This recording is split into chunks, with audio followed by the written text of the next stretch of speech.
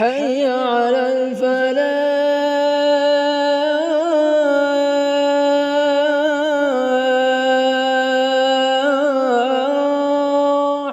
الحمد لله نحمده ونستعينه ونؤمن به ونتوكل عليه ونعوذ بالله من شرور أنفسنا ومن سيئات أعمالنا من يهده الله فلا مضل له ومن يضلل فلا هادي له وأشهد أن لا إله إلا الله وحده لا شريك له وأشهد أن محمدا عبده ورسوله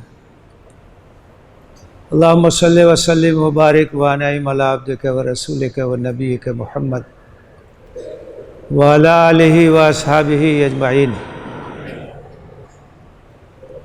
يا أيها الذين آمنوا اتقوا الله حق تقاته ولا تموتن إلا وأنتم مسلمون. يا أيها الناس اتقوا ربكم الذي خلقكم من نفس واحدة وخلق منها زوجها وبث منهما رجالا كثيرا ونساء واتقوا الله الذي تساءلون به والأرحام إن الله كان عليكم رقيبا. يا أيها الذين آمنوا اتقوا الله وقولوا قولا سديدا يصلح لكم أعمالكم ويغفر لكم ذنوبكم ومن يطع الله ورسوله فقد فاز فوزا عظيما. أما بعد فإن أصدق الحديث كتاب الله وخير الهدي هدي محمد صلى الله عليه وسلم وشر الأمور محدثاتها وكل محدثة بدعة وكل بدعة ضلالة وَكُلَّ ضَلَالَةٍ فِي النَّارِ. اعوذ باللہ من الشیطان الرجیم. بسم اللہ الرحمن الرحیم. یا ایہا النبی انا ارسلناک شاہدا ومبشرا ونذیرا وداعیا الی اللہ بإذنہ وسراجا منیرا. اے نبی، ہم نے آپ کو شاہد بنا کر بھیجا ہے اور مبشر اور نذیر بنا کے بھیجا ہے اور اللہ کے حکم سے اللہ کی طرف بلانے والا بنا کے بھیجا ہے اور ایک روشن چراغ بنا کے بھیجا ہے. محترم حضرات، ماہ ربیع الاول کا آغاز ہوا ہے اور یہ مہینہ چونکہ نبی صلی اللہ علیہ وسلم کی ولادت کا بھی مہینہ ہے، وفات کا بھی مہینہ ہے، اس لیے یہ مہینہ جب آتا ہے تو نبی صلی اللہ علیہ وسلم کا ذکر بھی بڑھ جاتا ہے. حالانکہ نبی اکرم صلی اللہ علیہ وسلم سے محبت اور آپ کی عظمت کا تقاضا یہ ہے کہ آپ کی سیرت کا مطالعہ اور تعارف ہمیشہ ہو. کسی مہینے سے اس کو خاص نہ کیا جائے، لیکن عام طور سے ایسا ہوتا ہے کہ ماہ ربیع الاول کی آمد پر آپ کا ذکر زیادہ ہوتا ہے، آپ سے محبت کا اظہار بھی ہوتا ہے، لیکن اس میں غلو سے بھی کام لیا جاتا ہے اور محبت کا اظہار ایسے طریقوں سے بھی ہوتا ہے جو نبی صلی اللہ علیہ وسلم کو پسند نہیں. نبی صلی اللہ علیہ وسلم سے محبت ہے، آپ سے عقیدت ہے، تو آپ کی پیروی بھی ضروری ہے، آپ کی اتباع بھی ضروری ہے. تو ہم اگر آپ سے محبت کا اظہار کریں، عقیدت کا اظہار کریں، تو اس میں بھی اس بات کا خیال رکھنا ضروری ہے کہ آپ کی تعلیمات سے انحراف نہ کریں اور آپ کی ہدایات کو نظر انداز نہ کریں اور اظہار محبت اور عقیدت میں دوسری قوموں کی تقلید نہ کریں۔ آپ کی سیرت کا تعارف ہونا چاہیے، آپ کے پیغام کا چرچا ہونا چاہیے، آپ کی سیرت کا مطالعہ ہونا چاہیے اور آپ کے نقش قدم پر چلنے کی کوشش کرنی چاہیے۔ یہ ہماری ترجیح ہونی چاہیے، یہ ہمارا طریقہ ہونا چاہیے کہ اس طرح کے مواقع کو ہم استعمال کریں اور محسن انسانیت کا تعارف کرائیں۔ آپ کی رسالت کی جو خصوصیات ہیں، اس کے جو امتیازات ہیں، ان کو لوگوں کے سامنے پیش کریں۔ آپ کی رسالت کی خصوصیت یہ ہے کہ یہ رسالت ایک عمومی رسالت ہے، کسی خاص قوم کے لیے نہیں، کسی خاص زمانے کے لیے نہیں۔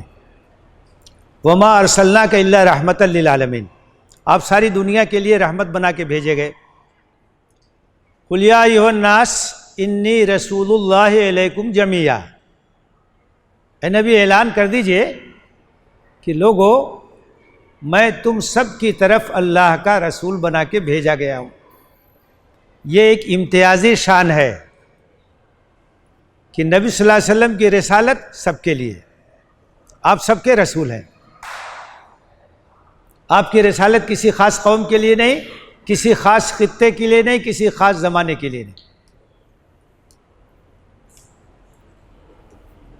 آپ کی خصوصیت یہ بھی ہے کہ رسالت کے سلسلے کا آپ کی ذات پہ خاتمہ ہو گیا۔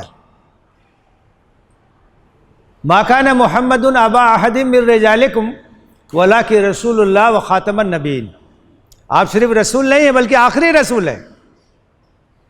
نبوت کا خاتمہ اور رسالت کا خاتمہ آپ کی ذات پر ہو گیا، آپ کے بعد کوئی رسول اور کوئی نبی آنے والا نہیں۔ جو کوئی بھی دعویٰ کرتا ہے آپ کے بعد نبوت کا، رسالت کا، وہ کذاب ہے، وہ دجال، وہ جھوٹا ہے۔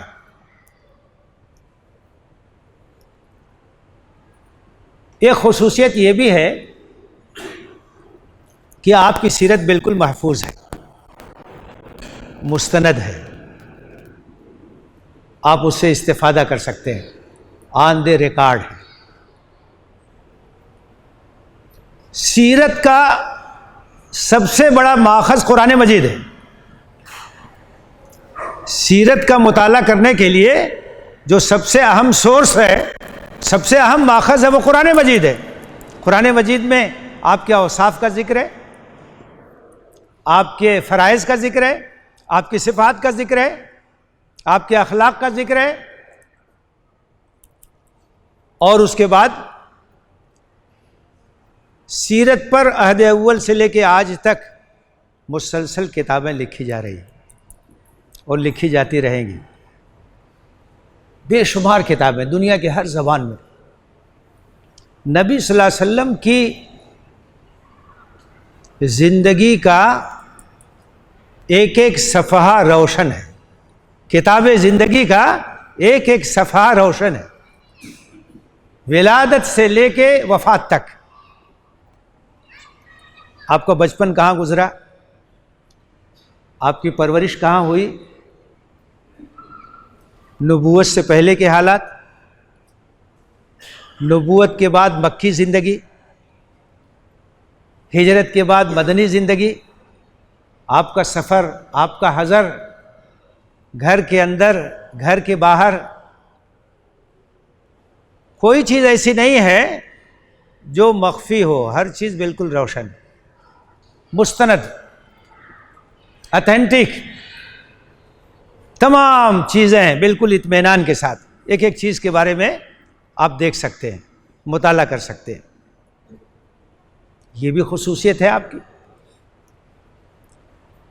اور آپ کی سیرت اور آپ کے اسوے کی ایک خصوصیت یہ بھی ہے کہ وہ صرف اسوہ حسنہ ہی نہیں ہے بلکہ اسوہ کاملہ ہے۔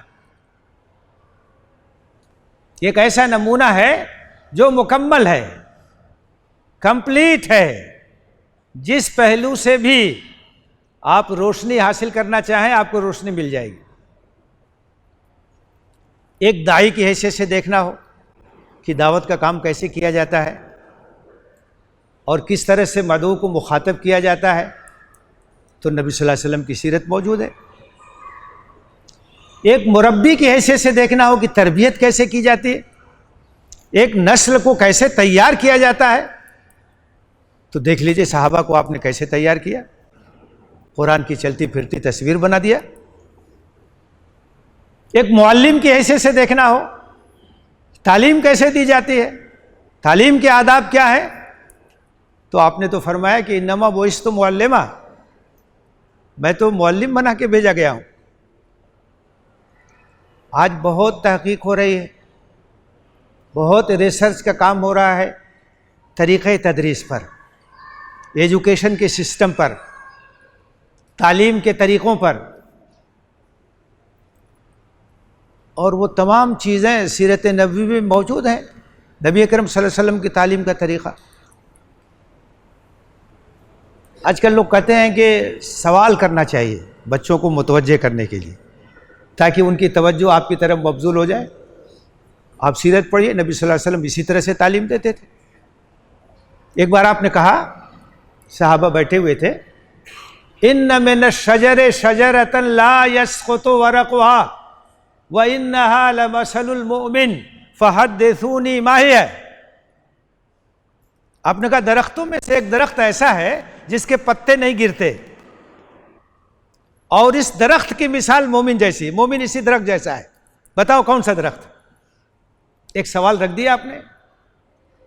حضرت عبداللہ ابن عمر رضی اللہ تعالیٰ عنہما موجود تھے، ان کے والد حضرت عمر بھی موجود تھے۔ حضرت عبداللہ ابن عمر کہتے ہیں فوقع الناس فی شجر البوادی، اب لوگ غور کرنے لگے، اس صحرا میں بہت سے درخت ہوتے ہیں، کون سا درخت ہو سکتا ہے، اور ان کا ذہن ادھر ادھر بھٹکنے لگا۔ کہتے ہیں کہ میں کمسن تھا، میرے والد بھی موجود تھے، میرے ذہن میں بات آئی کہ یہ کھجور کا درخت ہو سکتا ہے، لیکن میں نے ادب کے خلاف یہ سمجھا کہ میں کیسے بولوں، بڑے لوگ موجود ہیں، میں کیسے جواب دوں، بے ادبی ہو جائے گی۔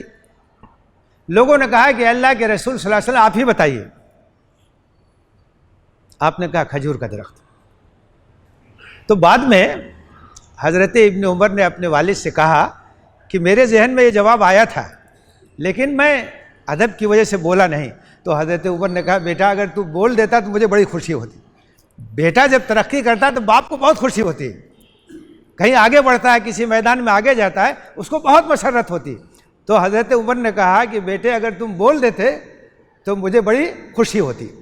اب آپ موازنہ کر کے دیکھیے، کھجور کا درخت ایک انتہائی توانا درخت ہوتا ہے، صحرا میں ہوتا ہے، سخت موسم کا مقابلہ کرتا ہے، بہت مضبوط ہوتا ہے، اس کی ہر چیز سے فائدہ اٹھایا جاتا ہے، اس کے تنے سے، اس کے پتے سے، اس کے پھل سے، اس کی گٹھلیوں سے، انتہائی مفید، طرح طرح سے اس سے استفادہ کیا جاتا ہے۔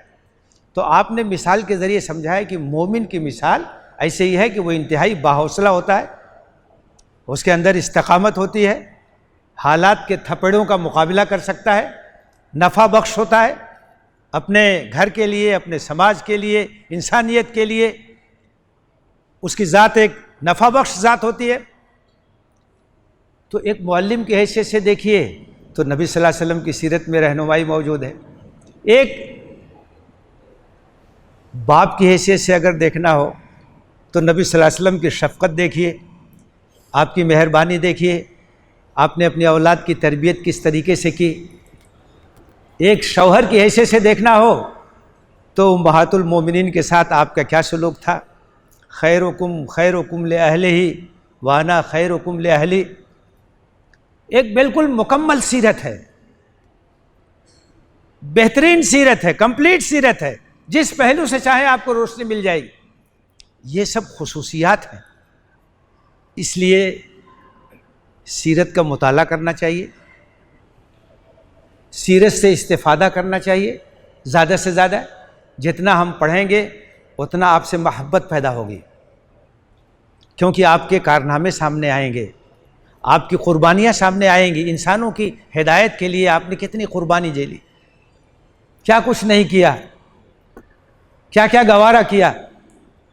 سیرت پڑھنے سے محبت میں اضافہ ہوگا، عقیدت میں اضافہ ہوگا، اور سیرت پڑھنے سے آپ کی عظمت ہمارے اوپر ظاہر ہوگی اور آپ کی اقتدا. ہمیں جب آپ کی اتباع کرنی ہے، آپ کی پیروی کرنی ہے، تو ہمیں سیرت سے اپنا تعلق مضبوط کرنا چاہیے تاکہ پوری زندگی کا ہم احاطہ کریں، اس کی پیروی کریں اور آپ کے نقش قدم پر چل کے ہم اللہ کی محبت کو حاصل کر سکیں. تو سیرت کا مطالعہ بہت ہی توجہ کے ساتھ، دلچسپی کے ساتھ، عقیدت کے ساتھ اور جذبہ اتباع کے ساتھ کرنا چاہیے، اور آپ کی سیرت کا تعارف کرانا چاہیے. یقین جانیے کہ آج بھی غیر مسلم دنیا کو متاثر کرنے کا سب سے بہترین ذریعہ آپ کی سیرت ہے. آپ کی سیرت کو جب لوگ پڑھتے ہیں تو آپ کی عظمت کا اعتراف کرتے ہیں، تب ان کے اوپر منکشف ہوتا ہے کہ کتنی بڑی شخصیت ہے اور کتنے احسانات ہیں جو دنیا پہ آپ کے ذریعے سے ہوئے، دنیا کو کیا کیا ملا ہے.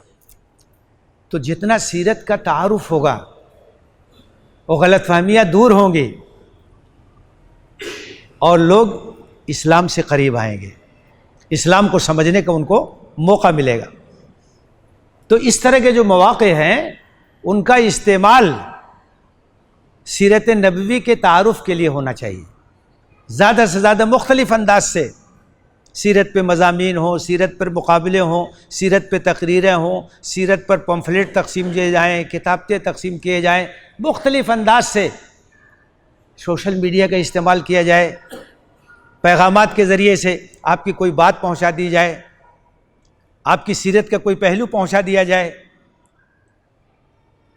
تو آپ سے لوگ متعارف ہوں گے. یہ ہے اصل عقیدت کا تقاضا کہ ہم آپ کا تعارف کرائیں اور خود اپنی ذات کو، اپنی زندگی کو آپ کی اتباع کے ذریعے سے منور کرنے کی کوشش کریں، روشن کرنے کی کوشش کریں. قرآن کی 2 آیتیں ابھی آپ کے سامنے پڑھی گئیں سورہ احزاب کی، آیت نمبر 45، آیت نمبر 46. 5 اوصاف کا ذکر ہے اس میں. یا ایھا النبی انا ارسلناک شاہدا ومبشرا ونذیرا وداعیا الی اللہ باذنہ وسراجا منیرا. اے نبی، ہم نے آپ کو شاہد بنا کے بھیجا ہے، مبشر بنا کے بھیجا ہے، نذیر بنا کے بھیجا ہے، داعی بنا کے بھیجا ہے اور ایک روشن چراغ بنا کر کے بھیجا. شاہد کا مطلب کیا ہے؟ شاہد کا مطلب یہ ہے کہ نبی صلی اللہ علیہ وسلم نے اپنے قول سے، اپنے عمل سے دین حق کی گواہی دی، چل کے دکھایا اسلام کیا ہے، اسلامی تعلیمات کا نمونہ پیش کیا. یہ جو شہادت ہے، یہ شہادت زبان سے بھی ہوتی ہے، عمل سے بھی ہوتی ہے. عملی شہادت بھی ہوتی ہے، قولی شہادت بھی ہوتی ہے، قلم سے بھی ہوتی ہے، ذرائع ابلاغ سے بھی ہوتی ہے.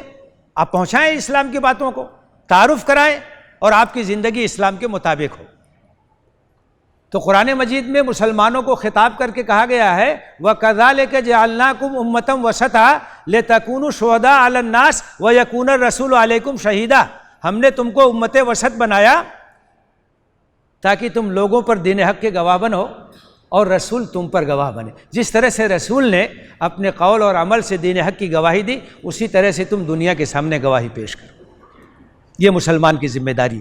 تو نبی صلی اللہ علیہ وسلم شاہد بنا کے بھیجے گئے، بشیر بنا کے بھیجے گئے، بشارت دینے والے، خوشخبری سنانے والے کہ جو لوگ ایمان لائیں گے ان کے لیے دنیا اور آخرت کی کامیابیاں ہیں، ان کے لیے اللہ کی رضا ہے، ان کے لیے جنت ہے. اور جنت وہ مقام ہے کہ جہاں اللہ تعالیٰ نے اپنے نیک بندوں کے لیے ایسی نعمتیں تیار کر رکھی ہیں کہ نہ تو آنکھوں نے دیکھا ہوگا، نہ کانوں نے سنا ہوگا، نہ زبانوں نے اس کا مزہ چکھا ہوگا. کیا بتاؤں تجھے ارم کیا ہے، خاتمے آرزوئے دیدہ و گوش. جو کچھ بھی خواہش ہو سکتی ہے آنکھوں کو دیکھنے کی، سب وہاں موجود ہے. جو سننے کی خواہش ہو سکتی ہے سب موجود ہے وہاں، جو کھانے کی خواہش ہو سکتی ہے سب موجود. بس تھوڑی سی قربانی کی ضرورت ہے کہ یہ زندگی اسوہ محمدی کی روشنی میں گزار دیجئے، اس کے بعد تو پھر انعام ہی انعام. گزر جا منزل صبر و رضا سے بے نیازانہ، پھر اس کے بعد کوئی امتحان باقی نہیں رہتا، پھر تو انعام ہی انعام. موت کے بعد سے شروع ہو جائے گا، برزخ سے شروع ہو جائے گا اور اس کا سلسلہ چلتا رہے گا. تو بشارت دینے والے آپ کو بشارت دینی ہے، لوگوں کو، ایمان لانے والوں کو، عمل صالح کرنے والوں کو دنیا اور آخرت کی کامیابی، اللہ کی رضا. وہ نذیر، اور دوسری طرف وارننگ بھی دینی ہے کہ اگر اللہ کی دعوت کو ٹھکراؤ گے، ناشکری کرو گے، تو اللہ تعالیٰ کی سزا سے بچ نہیں سکتے، عذاب سے بچ نہیں سکتے، اللہ کی گرفت سے بچ نہیں سکتے. سب سے چھپ سکتے ہو، اللہ سے چھپ نہیں سکتے. اس کی گرفت بہت زبردست ہے. ان بطش ربک لشدید، بڑے سے بڑا جبار ہو، بڑے سے بڑا فرعون ہو، اللہ کی گرفت سے بچ نہیں سکتا. قیامت کے دن اللہ تعالیٰ کہے گا میں بادشاہ ہوں. کہاں گئے وہ لوگ جو دنیا میں اپنی بادشاہت کا اعلان کرتے تھے؟ این الجبارون، کہاں ہیں وہ لوگ؟ کہاں ہے ڈکٹیٹر جو انسانوں کو غلام بنائے ہوئے تھے؟ بادشاہ تو میں ہوں. تو آخرت سے ڈرانا، انذار کا کام کرنا، وارننگ دینا، یہ نبی کا کام، یہ نبی کی امت کا کام. آگاہ کیجیے لوگوں کو کس طرف جا رہے ہو، کیا انجام تمہارا ہوگا. وَدَاعِيًا إِلَى اللَّهِ بِإِذْنِهِ، اور داعی بن کر کے آپ اللہ کا پیغام محبت کے ساتھ، دل سوزی کے ساتھ لوگوں تک پہنچانے والے بن کر کے آئے. دعوت کا کام ہمارا کام، دعوت ہمارا مشن ہے، اللہ کے پیغام کو اللہ کے بندوں تک پہنچانا، اور اس سے بہتر اس دنیا میں کوئی کام نہیں. وہ سراج منیرہ، اور روشن چراغ بن کر کے آئے. آپ کی زندگی روشنی کا مینار ہے، ایک روشن چراغ جس سے دنیا فائدہ اٹھاتی رہے گی، قیامت تک یہ روشنی پھیلتی رہے گی. تو میرے بزرگوں اور میرے بھائیوں، حالات کا تقاضا یہ ہے کہ ہم نبی صلی اللہ علیہ وسلم سے اپنے تعلق کو مضبوط کریں، آپ کی سیرت کو پڑھیں، آپ کے اسوہ حسنہ کی پیروی کریں، آپ کا تعارف کرائیں، آپ کا پیغام لوگوں تک پہنچائیں، اور دنیا کو بتائیں کہ جن مسائل سے دنیا پریشان ہے اس کا حل سیرت محمدی میں، اس کا حل نبوت محمدی میں، اس کا حل پیغام محمدی میں. یہ مسائل اسی راستے سے حل ہو سکتے ہیں، اور کوئی دوسرا راستہ نہیں ہے. اللہ تعالی ہمیں اس کی توفیق دے، ہمارے دلوں میں آپ کی زیادہ سے زیادہ محبت پیدا کرے، عقیدت پیدا کرے، آپ کے اسوے کو پڑھنے سمجھنے کی توفیق دے، اور آپ کی اتباع کی توفیق دے، آپ کی سیرت کے تعارف کی توفیق دے. آمین. وآخر دعوانا ان الحمد للہ رب العالمین. اقول قولی ھذا واستغفر اللہ لی ولکم اجمعین فاستغفروہ انہ هو الغفور الرحیم.